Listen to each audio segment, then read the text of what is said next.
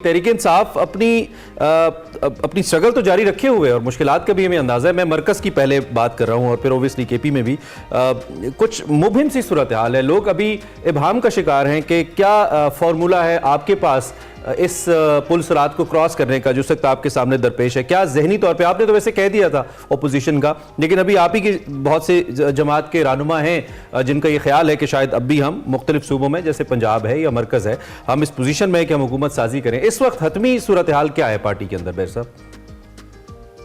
देखें, जहां तक पार्टी की सूरत हाल का ताल्लुक है तो पार्टी तो इस इंतहाई जो एक जालिमाना जो इक़दाम किए गए हैं इलेक्शन कमीशन ऑफ पाकिस्तान की तरफ से और बाकी अरबाब इख्तियार की तरफ से कि पीटीआई को उसके जो जेन्युइन मैंडेट है जो कौम ने उसको दिया है उससे महरूम कर दिया गया है। कौमी असम्बली में भी और सूबाई असम्बलियों में भी सूरत हाल जैसे आपने कहा मुबहिम है नहीं, मुबहिम बनाने की कोशिश की गई है और उसकी वजह से अगर आप देखें तो फॉर्म 45 के तहत हम तो ये समझते हैं कि कौमी असम्बली में हमारी 180 के करीब सीटें होनी चाहिए, क्योंकि हमारे पास जो एविडेंस है, जो इलेक्शन कमीशन का अपना तैयार करदा एविडेंस है फॉर्म 45 की शक्ल में, उसके मुताबिक तो हम जीते हुए हैं।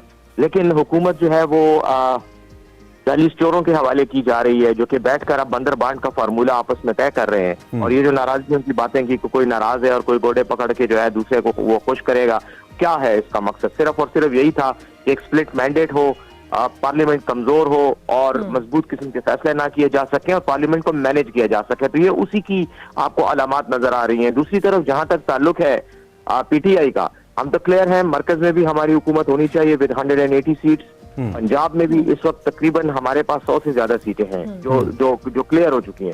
लेकिन अगर हमें फॉर्म 45 के मुताबिक सीटें मिले और फिर हमारे एमपीएस को अगवा करके जबरदस्ती उनसे पार्टी लॉयल्टी ना वो की जाए, तब्दील करवाई जाए, तो मेरे ख्याल में पंजाब में भी हम बहुत अच्छी अक्सरियत में हैं और हम बहुत वाज़ेह तौर पर अपनी पोजीशन का इजहार कर सकते हैं। यही हाल केपी में भी है।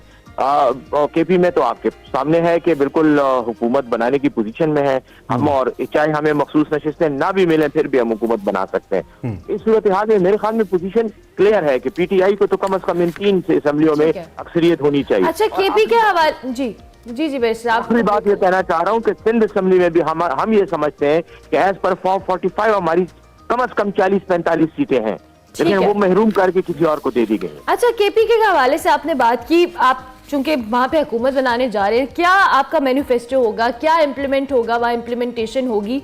और अगर ये जो आप सारी सूरत हाल के हवाले से हम बात भी कर रहे हैं, दूसरे सवाल का दूसरा हिस्सा यही है कि फिर आपकी जो तहरीक-ए-इंसाफ है उसकी अगली हिकमत अमली क्या होगी इसको लेके?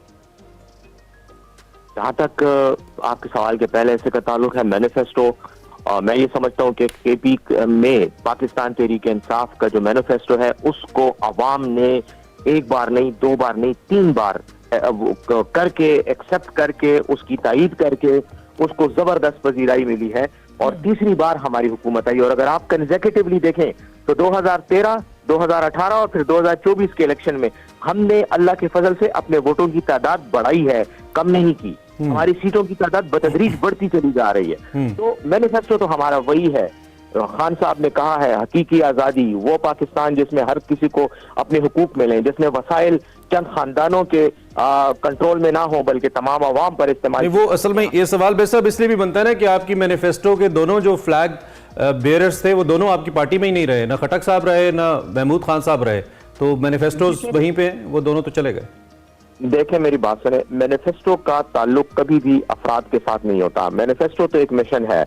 अफराद आते हैं, चढ़ते हैं बस में, उतर जाते हैं जब उनका काम पूरा हो जाता है या उनका वक्त पूरा हो जाता है। मेरे ख्याल में तहरीक-ए-इंसाफ की कामयाबी का और तहरीक-ए-इंसाफ की मकबूलियत का एक बड़ा सबूत यह है कि ये अफराद पर मुनहसर नहीं है, ये नजरिए पर है। और खान साहब के साथ लोग खड़े हैं, पीटीआई के मंशूर के साथ खड़े हैं, हमें वोट देते हैं, इससे कोई फर्क नहीं पड़ता कि खटक आता है या। ठीक है वैसे अब एक आखिरी सवाल हर मुख्तलिफ सतह पे मेरे मुख्तलिफ जो साइंस पॉलिटिकल साइंस को समझने वाले लोग हैं वो इस मौके पर और कुछ सियासतदान भी इस बात की ज़रूरत पे जोर देते हैं कि अगर एक पाकिस्तान में एक नेशनल कंसेंसस हो जाता इकॉनमी के ऊपर, पॉलिटिकल मामलात के ऊपर, इलेक्शन रिफॉर्म्स के ऊपर, अगर आपको याद होगा 2018 में आपकी पार्टी के 2013 में रिजर्वेशन रही थी, रिफॉर्म्स नहीं हो पाई, नैब जैसे मामलात हैं, इदारों का इस्तेमाल है, तो एक कंसेंसस हो जाता और अगर फैसला होता तो मामलात ज़्यादा बेहतर पाकिस्तान के लिए अच्छे होते। क्या अब किसी पॉइंट पे आपकी पार्टी में, पहले तो आपकी पार्टी बात नहीं करना चाहती थी, आपके लीडर ने क्लियरली कहा था कि हम बात नहीं करेंगे इनसे, क्या अब किसी पॉइंट पे ये इत्तेफाक राय है कि आने वाले मामलात में, आने वाले वक्त में बड़े मामलात पे बात हो? आप पीपल्स पार्टी नून लीग के साथ बैठे, इलेक्टोरल रिफॉर्म्स हैं, नैब का इस्तेमाल है, दीगर चीजें, इस पे बात हो और कंसेंसस हो, ऐसा मुमकिन है? देखें, अगर आप हिस्टोरिकली देखें तो पीटीआई की जो गुज़िश्ता हुकूमतें रही हैं और खासतौर पर मरकज में जो हमारी लास्ट हुकूमत थी, हमने हमेशा मुल्की इश्यूज पर, कौमी इश्यूज पर कंसेंसस पैदा करने की कोशिश की भी है और हम अपोजिशन के साथ बैठे हैं। आपने खुद अभी इंतखाबी इस्लाहात की बात की। इंतखाबी इस्लाहात 2017 में जो तजावीज़ आई थी, उनको बाद में जब एक्ट की शक्ल में पास किया गया, उसमें तहरीक इंसाफ ने हमेशा अपोजिशन पार्टी के साथ बैठकर एक कंसेंसस पे डेवलप किया था। उसके अलावा ऐसे मैं कई आपको इक़दामात बता सकता हूँ कि जिसमें हमने इनके साथ बैठकर बिल्कुल उनकी राय भी ली है, मुशावरत से हमने फैसले किए, क्योंकि 2/3 मेजोरिटी तो पीटीआई के पास पहले भी नहीं थी। तो हमने कई चीजों पर मुशावरत पैदा की, लेकिन हम बिल्कुल हम ओपन है। आपको पता है गुज़श्ता दिनों हम JUI से मिले, मैं खुद उस वफद में शामिल था, हम जमात इस्लामी से, कई पार्टियों से हमारी मुलाकात हुई। हम आज भी तैयार हैं, हमारे दरवाजे खुले, लेकिन सिर्फ एक चीज पर, मुफाहमत होगी, सपोर्ट होगी अवाम की फलाह और बेहबूद के कामों पर। ठीक है, और करप्शन को हम किसी सूरत मुफाहमत के बहाने से जस्टिफाई करने की कोशिश नहीं। अगर आप हिस्टोरिकली देखें तो पीटीआई की जो गुज़श्ता हुकूमतें रही हैं और खासतौर पर मरकज में जो हमारी लास्ट हुकूमत थी, हमने हमेशा मुल्की इश्यूज पर, कौमी इश्यूज पर कंसेंसस पैदा करने की कोशिश की भी है और हम अपोजिशन के साथ बैठे हैं। आपने खुद अभी इंतखाबी इस्लाहात की बात की।